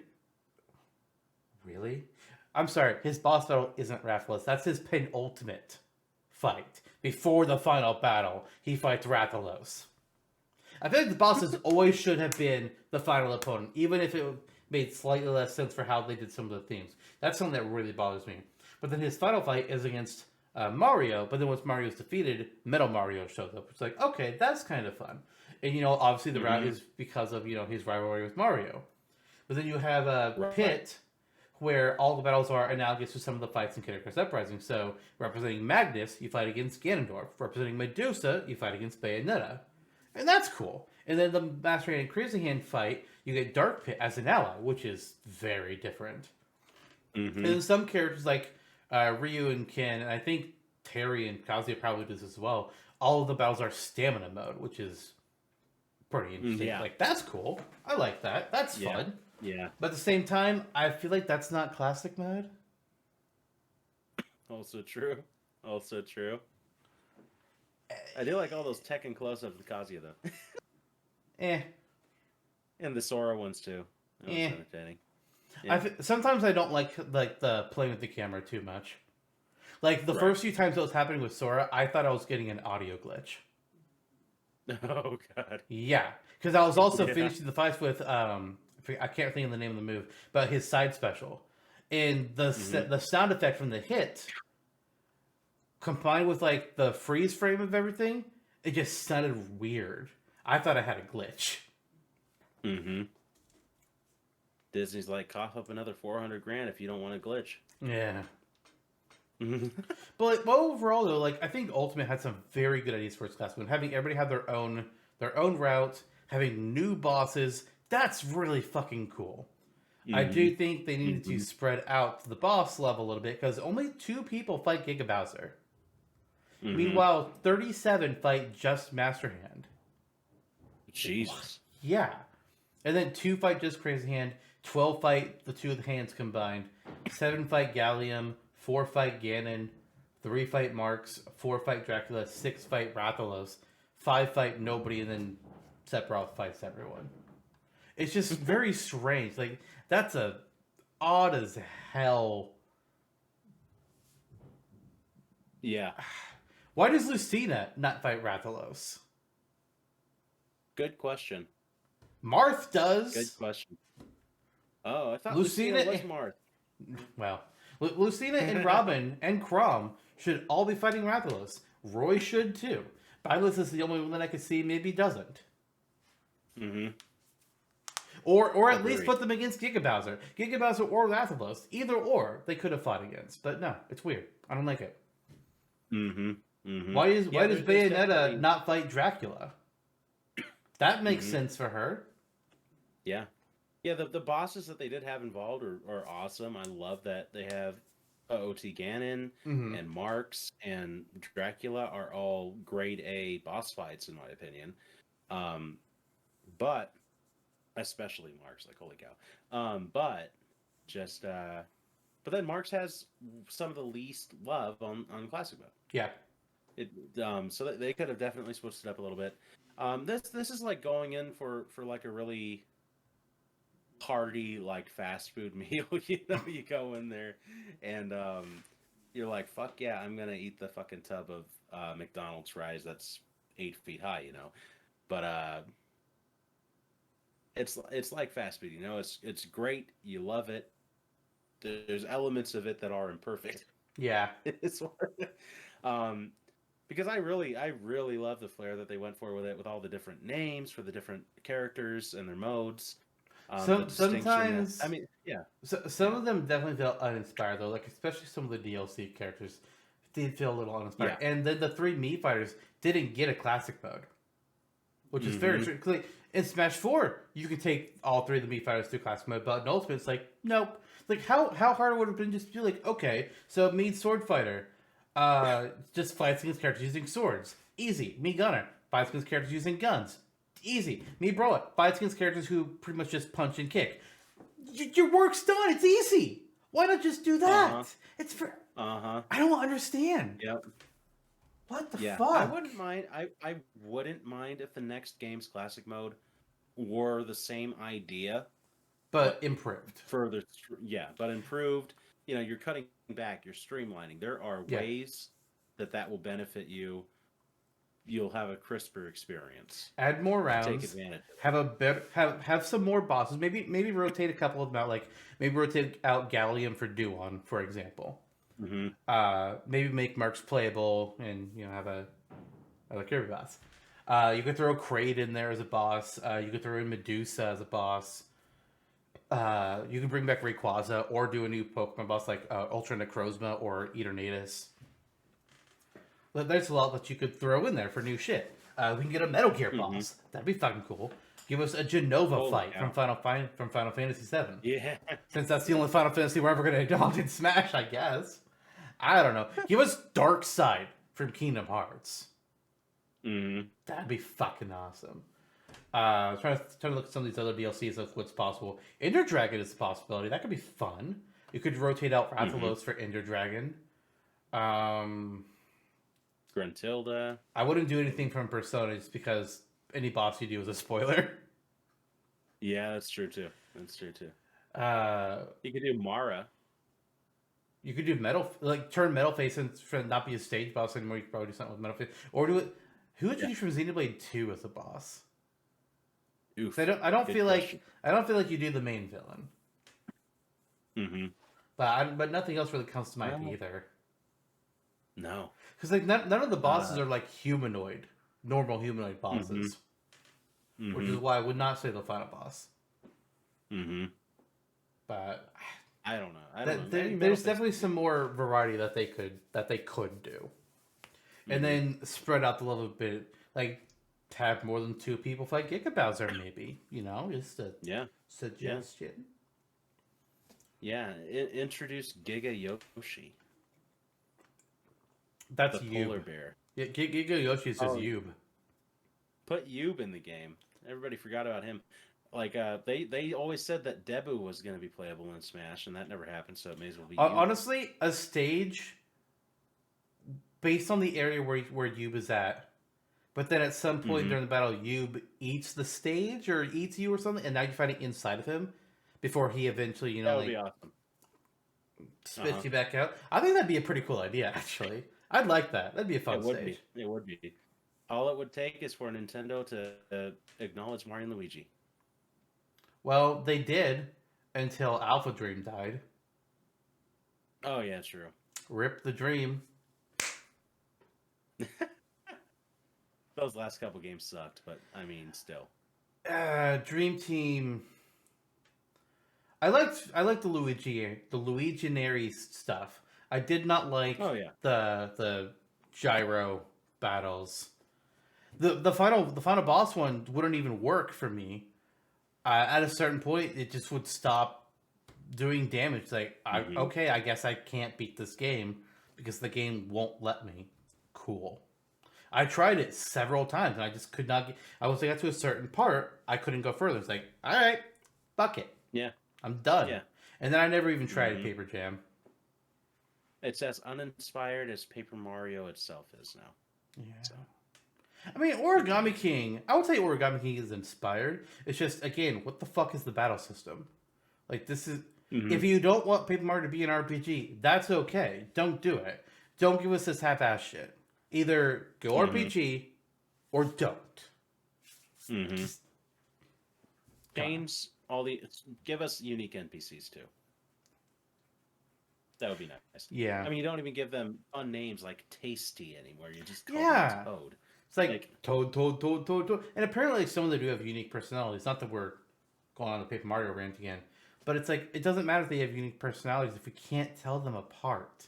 It's like, oh, it's that Toad. And it's like, wow. It's like, I think I remember Toad talking about this, but I don't know. They all look the same.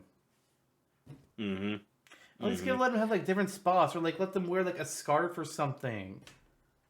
Apparently they got upset, or I don't know if that's the right word, but they wanted to take tighter control when they saw just how different they all were in Thousand Year. Like apparently, I don't know if it was Miyamoto or Nintendo at large. They didn't like that, which is like, you're fucking crazy. Stupid. Yeah. Stupid. Yeah. We could go on that all day. And we could. We will at some point. Probably. But I mean, Ultimate's class mode, I think, is very good. It again, use some tweaks, redistribute the bosses a little bit better, have a few more rounds in there. Some characters' themes, like I get it at a certain point, like with the amount of characters they have, it's kind of difficult to just have everything be unique at a certain point. But you and I, before when we would know like what some of the characters were, we would try to be like, okay, what would you do for this character's word or their class mode? And what we came up with, maybe not every time, but a few times, was like a lot more interesting than what we got. Yep. It's like, what? Okay. I've been getting into Pro Skater 1 and 2 lately, which I know Activision, but I did not pay the money. I bought this on eBay. So here's a fucking good one. Joker's Classic Mode. All the opponents are using dark alternate costumes. With the exception of the first and final round. And then with the exception of the first and final round, he's always joined by a character from the previous round using a light alternate costume. Which, kind of starts like... So he fights the shadow, and then he gets the mount in his team as a persona. It's like, okay, I kind of see it. But then we go to Link's Classic Mode. You know what Link's Classic Mode is? All opponents are affiliated with darkness. And so there's like, dark color costumes and shit. It's like, what? Why? Come on. Yeah. Absolutely. And then like Pirate and Mithra are, fighting against paired characters. It's like Ryu and Kin, Shake and Zelda, Pit and Dark Pit. But we look at Ice Climbers. You know what they do? If I had to fight 2 opponents per stage, all of which are certain iconic duos in their games. Yeah.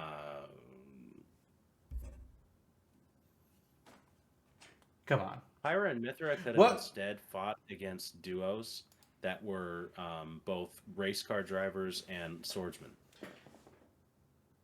Okay, I see where you went with that. But what I would have done is like, yes, do paired, do like 2-on-2, or not necessarily 2-on-2 fighting, but like have you fight 2 opponents at once, but I would have had each of them be themed a specific way. So one battle would have been against somebody representing Nia and somebody representing Dromark. Who those would have been off the top of my head, I don't know. Maybe it might have been a Mii fighter representing Nia, but then Dromark could have been Incineroar. It's like, there you go. That's how I would have fucking done it. Which is a lot better than what we got. But, whatever. Yep. I'm not in charge of Smash, obviously. One day... It never would have happened if I was. All for the better. I guess. Yep. But, we're here to talk about the future of Classic Mode. And now we've kind of gone through all the old ones. So, generally speaking, future Classic Mode, what I would like to see is either do something like Ultimates again, where they're all different, they all have their own unique path, but tweak it a bit. Or dive harder, or go back to like either like a melee system or harder on the RNG factor. Don't do it like the original game. Don't do it like Smash 4 again. And Brawl, while I'm not opposed to it, it had its flaws. I think Melee was superior over Brawl with the way it functioned. Right. Do you have any specific ideas that you'd like to see? Yeah. So just thinking back to the ultimate idea of like certain characters having certain pathways. Mm-hmm. If we did go back down that route, that's what I was getting at earlier with the Pro Skater 1 and 2, because playing Pro Skater 1 and 2 actually gave me an idea. Really? Yeah. So if Tony Hawk were playable in Smash Brothers, all right, you could base his classic mode off of all of the people that he talks about on Twitter on a regular basis that don't recognize him anymore because he's too old. And they say, you look just like Tony Hawk, or you look just like that guy my mom used to watch on TV when she was cool as a kid. And just like the other day when he walked into the store or into a coffee shop, and the barista was like, you look like Tony Hawk. And there was an old lady in the back. You really do. So just make them all maybe like the Gen Z kids. So young characters fighting Tony Hawk, like Ness and Lucas. Maybe Villager, Pit, the younger friends. You know what I would do legit for like a Tony Hawk classic mode is sporting / race characters that have experience with sporting / racing. Yeah. So you can throw Mario in there for Mario Kart. You can throw Ness in there for baseball. Sora, who skateboards in Kingdom Hearts 2. There you go. And all the stages can be like somehow loosely based on the different maps in Tony Hawk. Like there's a mall map. I don't know what the best way to represent that would be. Maybe Delfino Plaza. There's school maps. So Garrick Monastery actually would fit that one pretty well. Actually, 2 school maps. Now I think about it. Like there's a city, there's multiple cities. So do Newport City or Forsyth or whatever. That'd be kind of fun, actually. Yeah, absolutely. Otherwise, I guess pulling back from the Tony Hawk as much as that was perfect, and he will clearly be in the next Smash. Oh, obviously. A skate-based character would be kind of interesting. I don't know who would be though. The only thing that comes to mind is Jet Set Radio. And I don't know nearly enough about them. Me either. I want to change that one day, but it needs to come out on a modern console that's not a phone. I tried watching somebody play it, and I wasn't fully interested. It's a little hectic, isn't it? Classic mode. Get Pepper from Lego Island. There you go. What a game. Legos in general. So classic mode in the next Smash. The future of classic mode. Again, going that direction with character-driven stuff, but more streamlined. That's one way to go, but I feel that's too obvious. Another way to go that would be acceptable is an innovation on Melee's classic mode, which is truly the standard for classic. Though unfortunately I lost my notes. My dog ate them. Well, lucky for you, I have something. I figured you might. I actually built this, I want to say, probably something like 2 years ago I came up with this shit. I wouldn't say it's anything super cool or anything, but it's very much a Melee inspired. Every round it has the exact same rule set. Well, not the same rule set, but round 1 will always be the same thing. Round 10 will always be the same thing. But the characters that you fight against would be randomized mostly.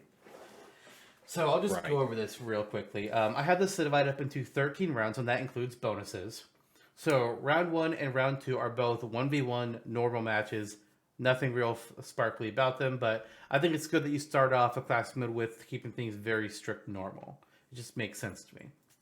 Round 3 is where we can start mixing it up, though. So round 3 is a 2v2 team battle. Round 4 is a bonus, bringing back target test. This time, Target test is going to be themed around specific characters. So, like, well, it's not going to be one for every character because there's too many characters for that now. It is not going to be one for each difficulty level because that's boring. Instead, it would be something like, okay, so all the like these Mario characters have this one.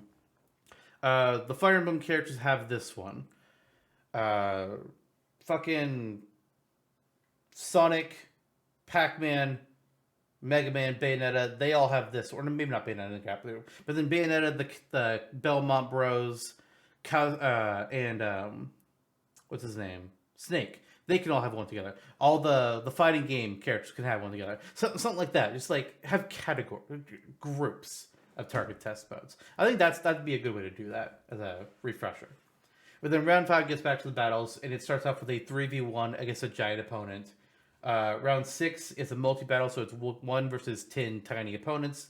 That's how they. Or I don't think it's tiny, but like 1 versus 10 opponents, and they all take increased knockback. Cause that's always how that works. Round 7 is something new. It's 1v1 stamina battle. Stamina battle that we've only ever seen in Ultimate's classic modes, but only then for specific characters. You try to make a comment there, but you are muted. Oh, well, all I said was nice. I thought that's what you were saying from your lips, but just figured, anybody that's listening and not watching. Round 8 gets us to another bonus minigame, which is a return of Race to the Finish. I think it's a fan favorite, and you can have multiple paths in it, kind of like how Melee's had multiple paths, but maybe makes them, just a little bit more varied. Round 9 is a 1v1, v1, v1, v1, v1, v1, v1. It's 8-player Smash. Good luck in the chaos. And maybe that one, just to have a little bit of variety, might sometimes be a 2v2v2v2 or a 4v4. But I like the idea of just having like the chaos of an 8-player Smash in there. Round 10 is a 1v1 medal battle. Round 11 is where we have the fighting Miis, or whatever they decide to have in that game. It used to change every Smash game, but now that we have Miis, it's just been Miis for both Smash 4 and Ultimate. But this one would be against 30 fighting Miis. And then round 12 is a fun one. Round 12, I'm actually taking a little bit of inspiration from PlayStation All-Stars. PlayStation All-Stars have their classic mode where the penultimate fight is against a rival character. Sometimes the rivalries are loose, but there's always like a little cinematic that plays as showing like, I guess, why they're fighting each other, and then you fight them.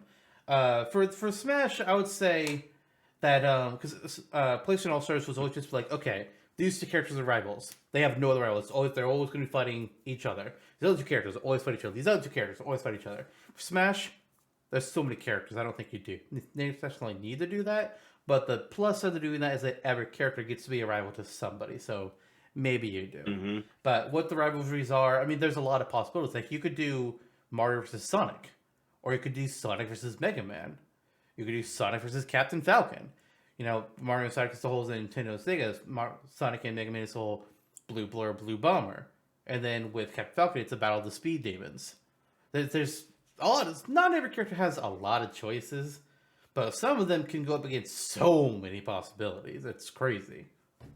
But you just have like a rival fight. So that one would be like, okay, they're always going to fight this character, which means that character would not show up in any of the other rounds. So if Mario's rival is Sonic, then you're not going to have Sonic in the... Well, yeah, because part of my idea was like each character would only show up once in any of these fights because there's enough characters that we can guarantee that. Smash has almost 100 playable characters now. Come on. And then round 13 will be, the boss fight. And borrowing from Ultimate, I had down that there will be different bosses for some of the different characters, like, Ridley, or not Ridley, but Ganon, Giga Bowser, Rathalos, whatnot. And, just, again, have a better spread of who fights what bosses. But I had a secondary idea as well, that instead of going, like, strict down the melee path of things, it's more RNG to it. So let's imagine two wheels that are just spinning in between each match. And I don't know if maybe the player gets a choice of, like, clicking when the wheels stop, or they just stop on their own at a set time. Or maybe the wheels just backdrop and it's already chosen behind the scenes, but whatever.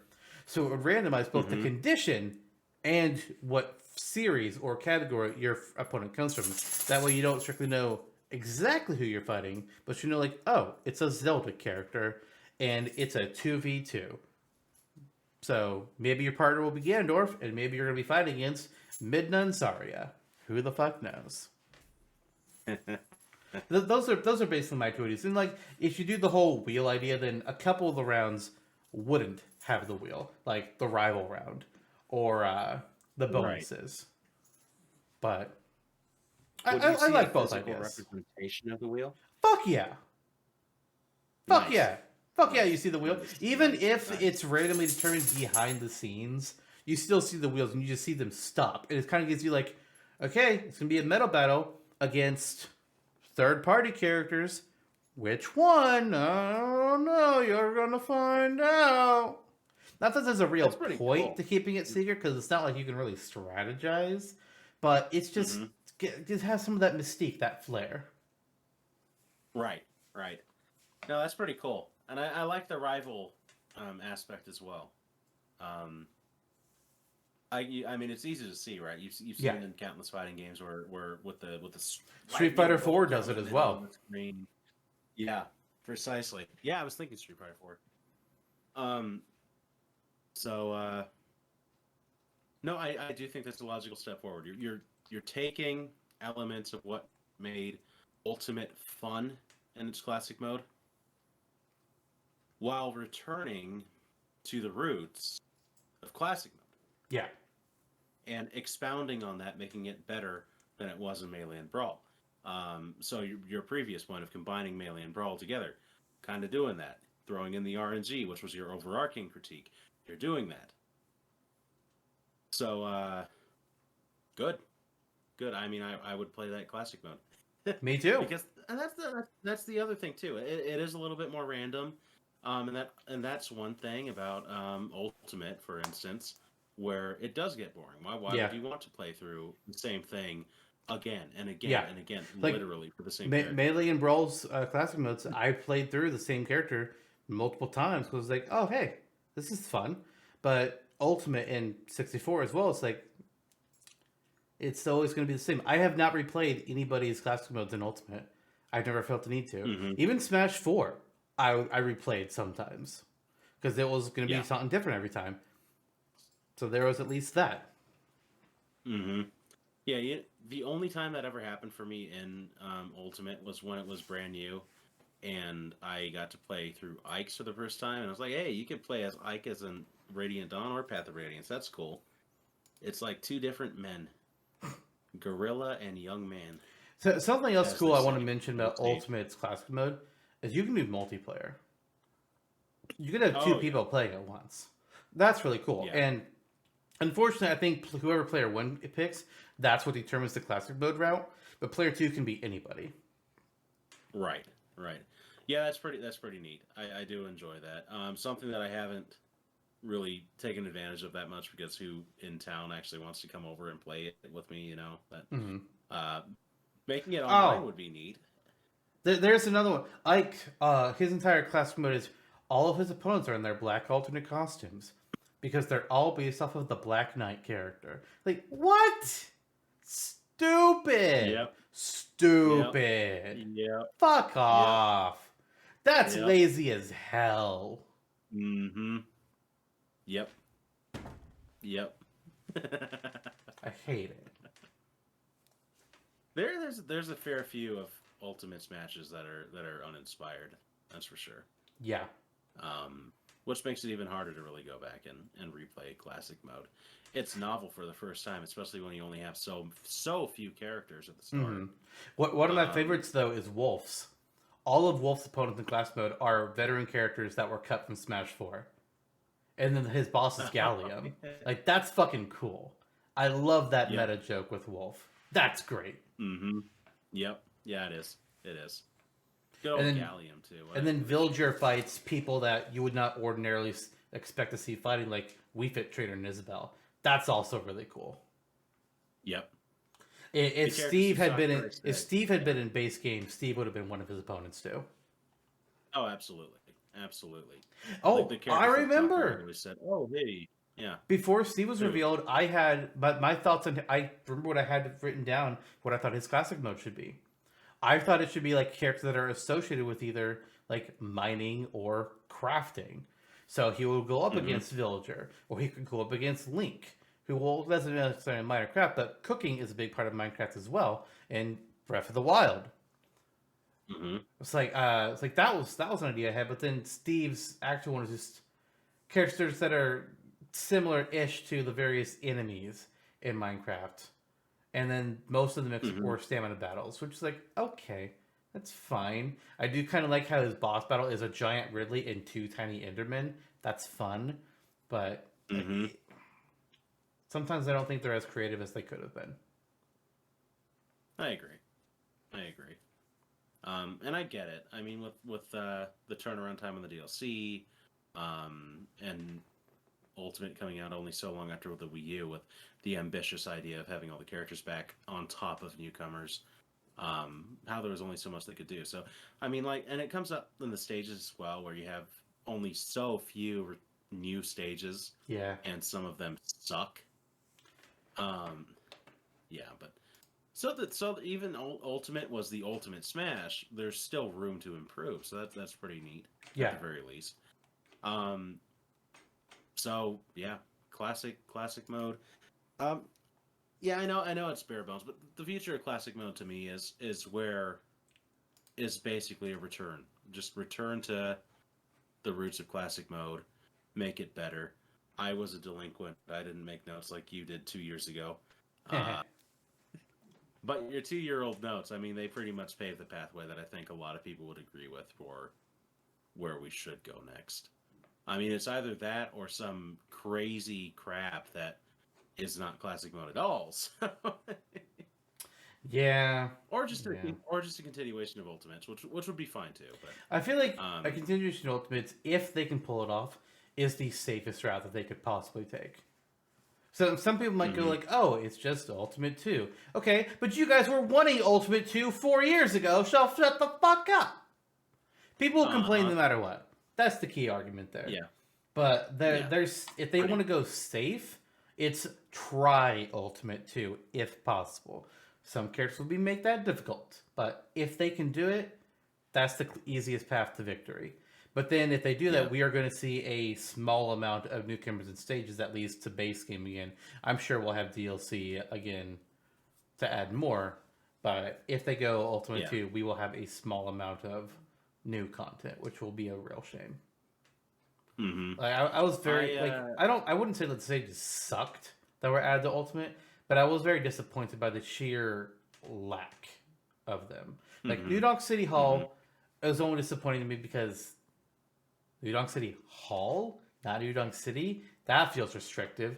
Great Plateau Tower and not the Great Plateau, that's weird. Moray Towers, not what I would have picked, but cool. I think it worked well in Smash. Dracula's Castle, very cool. And that's the base game stages that we got. Yeah. Oh, it was really great. Just big Battlefield. But big Battlefield was Smash 4. But but then DLC brought Mentos, which if you get rid of the weird wall that will sometimes come in, cool stage. Yggdrasil's Altar, cool. Spiral Mountain, could have been a little bit better. King of Fighters Stadium, fuck yeah. Garrick Monastery, yikes. A little bit of a yikes there with at least the character models. Spring Stadium, cool. Minecraft World, cool. Northern Cave, I mean, it's Battlefield. But with a really cool backdrop. Cloud Sea of All Rest is exactly what you were always going to get. Exactly what you wrote down on Smashtopia? Yup. A couple years ago. Actually, not a couple years ago. I guess it would have just been Season 2, I think, is when we did that one. Yeah, wow. Which feels like something like sometime within the last year. I don't know when. Mishima Dojo is pretty cool. Hollow Bastion it looks cool, but it's also just very, very simplistic. It's Battlefield with one platform, which there's nothing wrong with that. It's just it's there. It kind of is what it is, yeah. Yeah. My good. Yeah, absolutely, absolutely. Yeah, it felt a little restricted with Ultimate's lack of new content, even with everything that returned initially. But then we got all the DLC, and I was like, okay, whatever. Yeah. That would be an Ultimate 2 situation as well. I just hope that if we go down that route, that they remix the classic modes so they're not all the same as they were in Ultimate. Yeah. They remix, yeah. So basically everything that can be remixed, they remix. Yeah. To avoid it being trite. So we'll see. Otherwise, I would want it totally new Smash, and I'd want it cut back, which I may prefer anyway, to be honest with you, just to see where the series could be taken. We'll see. I don't want it to be cut back because I feel like they wouldn't cut the characters I would want to cut. And I'm also worried about like how much would be cut. Mm-hmm. True. At least and I don't want to deal with the endless bitching of people being like, they cut this character. Meh. It's like, yeah. They also cut this one. You don't see me crying about it. Even they cut Mario and kept Piranha Plant. If they do massive cuts in the next match and Piranha Plant isn't cut, we're going to have words. Uh-huh. We're going to have words. What? King K. Rool and Ridley? I will get Clippy involved in this shit. Clippy's going to be playable, so we're good. I'm not going to lie. I've been thinking about it. I don't have solid ideas, but I it's been in the back of my mind the past couple of weeks. It's like, what would you do? I don't have anything solid, but I want to try and figure it out at some point. It might be years down the line, but I want to make a Clippy moveset. It's going to be years down the line, yet we're still going to be doing this, so hey. Yeah. Maybe we should. Maybe this should be the last episode. Maybe it should, because I didn't bring my classic mode notes. But it won't be. And do you know why this won't be the last episode? No. Because next time on Super Cast Brothers, it's time for a Smashtopia episode. And I'm not going to tell you who it is this time around. Instead, I'm just going to say that it's going to be a little bit festive. We're going with a Christmas-themed character. I was dressed for the occasion already. When we were picking out characters for this idea, we found this one. We're just like, oh shit. Hell yeah. We got to do this. So look forward to that. Do it. Oh boy, I know I'm looking forward to recording that one. It's going to be a time. So. It's going to be something, all right. Yeah. It'll be something. It's an episode that I feel we can thrive in. Yeah, I can see that. Yeah. Like a playground for the soul. Yeah. We'll be able to have some fun. It'll allow us to stretch our creative muscles, and don't take the word stretch as a hint, because it's not. I've given you one and only one hint. They're somehow related to Christmas. And that's all you fucking get. Good luck. You'll need it. What a time that'll be. Merry Christmas, folks.